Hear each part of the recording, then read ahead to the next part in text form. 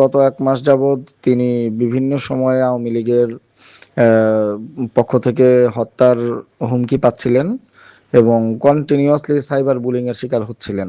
ফলে আমরা আমাদের দলের পক্ষ থেকে যতটুকু পেরেছি তাকে মেন্টাল সাপোর্ট দেওয়ার চেষ্টা করছিলাম।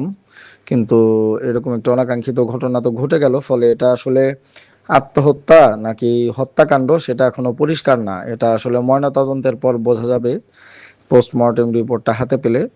তো তিনি আমাদের ধানমন্ডির আ যে এনসিপি থানা কমিটি সেটার যুগ্ম সমন্বয়কারী ছিলেন।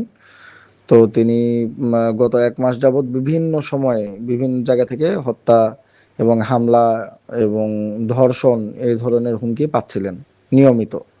তো একটা মেন্টাল চাপ তো ছিলই। তো এই হচ্ছে বিষয়।